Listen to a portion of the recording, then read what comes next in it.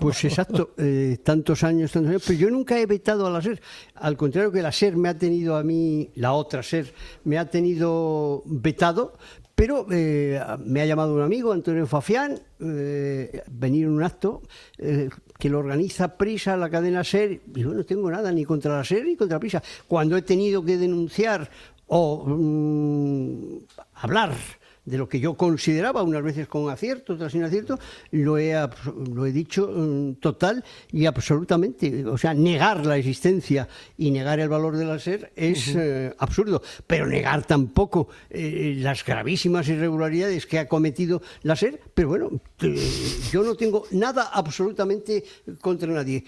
Nadie podrá decir que la SER me han llamado para una entrevista, y he dicho que no. Yo sí puedo decir y demostrar, y además recientemente, que yo estaba vetado en la cadena SER. Bueno, pues aquí, como ve, estamos en la SER, micrófono Hombre, abierto. Faltaría más que también me vetara la SER Coruña, pero vamos.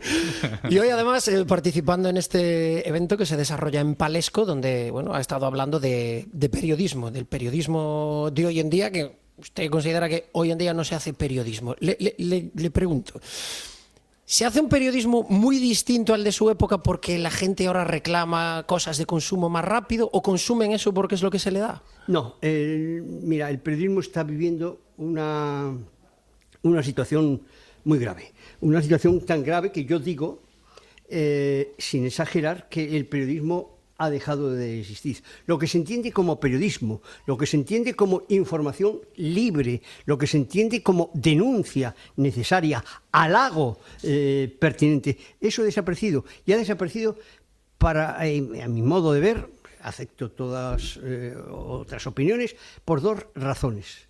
Por un lado, la situación económica es dantesca.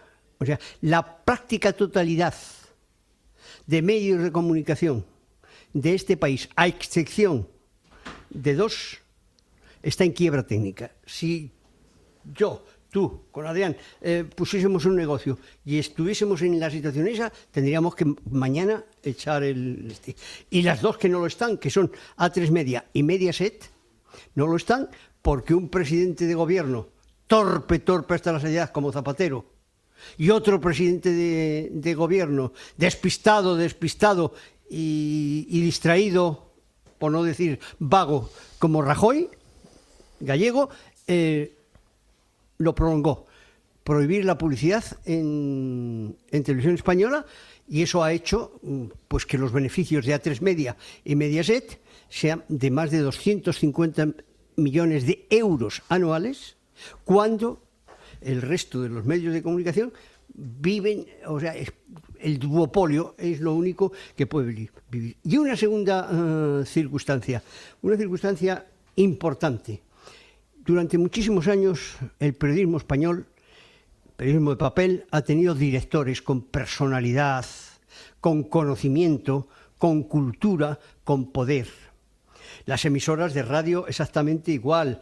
Las televisiones menos, porque estaban empezando, había solo una televisión que era la mejor televisión de España, porque no había otra que era televisión española. Pero es que ahora no tenemos directores, porque ahora no dirigen los directores, ahora dirigen los CEO, los consejeros delegados. ¿Por qué? Porque la situación está tan crítica que un consejero delegado ve un euro y, aunque sea ateo, canta una misa. Esa es verdad que esto ya no es culpa de nadie, que luego también está la cultura del país. Un empresario americano llega a una crisis y, como considera a la publicidad una inversión, redobla sus esfuerzos publicitarios. Y un empresario español considera que la publicidad es un gasto.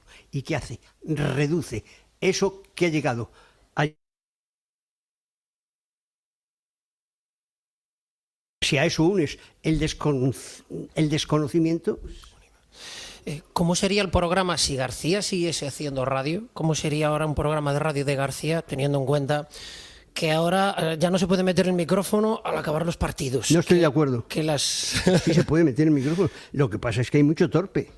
No, o poco trabajador. No sé, sí se puede meter. Cuando yo estaba, no se podía meter ahora te viene el director de partido de la Liga y te dice, oiga, la próxima a usted le quito la acreditación. No, pero a usted no me va a quitar la acreditación. A usted le voy a mandar a hacer... Pues eso me ha pasado a mí con la UEFA. Yo llegué al vestuario del Valencia cuando estaba jugando la final de la UEFA y llegó un directivo de la UEFA a quitarme el micrófono. Le di con el micrófono en la cabeza y yo seguí entrevistando al tío.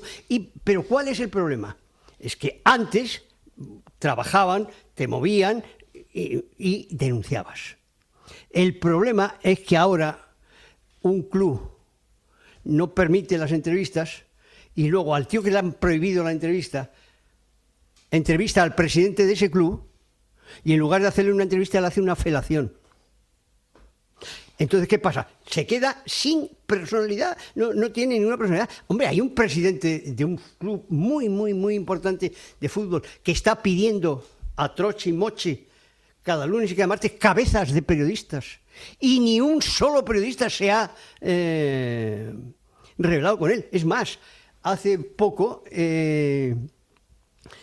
tiempo, en el Estudio General de Medios, ese demoníaco sistema que se fabricó la SER para ser líder, podéis hablar con absoluta libertad. No le vamos a vetar. No, para ser líder no, que la SER ha tenido programas líderes, era verdad, pero que 24 horas líder, y además cuando tenía unos directores como del CADE, digo, váyase usted a hacer puñetas, por no decir a mamarla, pero bueno, no pasa absolutamente nada. Hay circunstancias y hay situaciones que no se pueden contemplar. Juanma Castaño, que está ahora en la COPE, que es asturiano, y sale líder, un tiempo que ha estado ocasional, bueno, y porque hacía el programa de televisión, que eso le da nombre, el peor programa que existe, el segundo peor programa, después de La Basura del Chiringuito, el segundo peor programa que existen hoy de deportes en televisión es el que hace Juanma Castaño. Bueno, pues el EGM. Le dice, pues, ¿qué es esto? Pues no tiene absoluto sentido.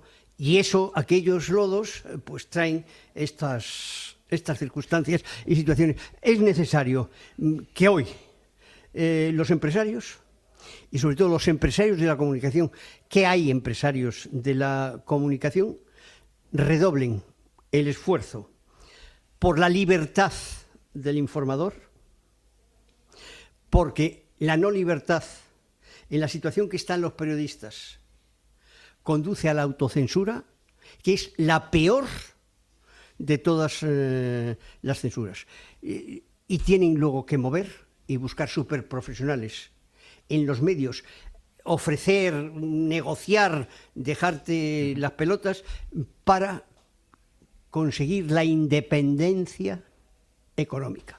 José María, sí, tenemos muy poquito tiempo, sí, vamos, y ya sé que... Pero que si una emisora, es decir, para cualquier medio, sí, y en eso he estado hablando hace poco con Borja, con vuestro jefe, si un medio no es independiente económicamente, no puede hacer una buena información. Es lógico. Le quería preguntar, eso, el tiempo que nos come, de tú, pero no de usted. José María, cuando tú estabas ejerciendo, pues tuviste tus disputas con Lendoiro, ¿no? Y lo hablabas en esa charla.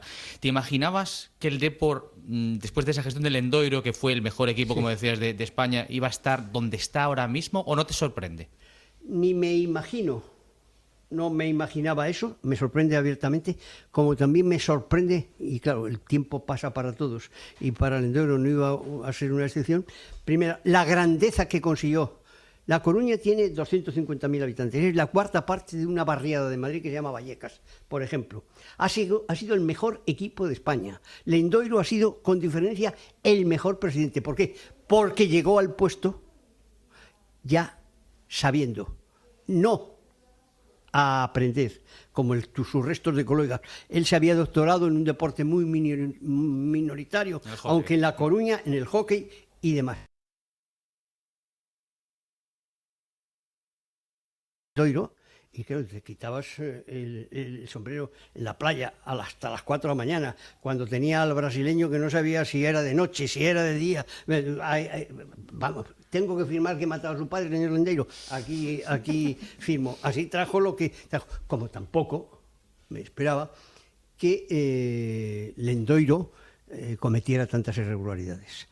Porque, por ejemplo, un tío no se puede poner el 1% del presupuesto. Se tiene que poner el 1% del beneficio del presupuesto. ¿Por qué razón? Por una elemental, y que vais a entender perfectamente. Porque el club se puede estar arruinando y el del 1%, cuanto más gaste, más gano. José María García, hay un enemigo en la radio de su época, de nuestra época y de siempre, que es el reloj. Y nosotros nos pasaríamos... ¿Cuántas cosas le queríamos preguntar? Sí, vamos, estaríamos aquí charlando durante horas. Pero... desearle a la SER toda la suerte del mundo. He estado hace un rato con doña Victoria, me ha encantado con Borja. Desearle toda la suerte del mundo, esta nueva etapa, esta nueva época que empiece. Mi deseo y mi esperanza como una institución que ha sido, que nos ha hecho mucho daño por sus irregularidades, que comience sin privilegios, sin enchufes y sino con su trabajo, que también lo sabe hacer. Y yo he tenido compañeros primero y después rivales, pero compañeros de profesión, excelsos profesionales. José María García, ha sido un placer, muchas gracias. Para vosotros, un saludo para todos y para todas.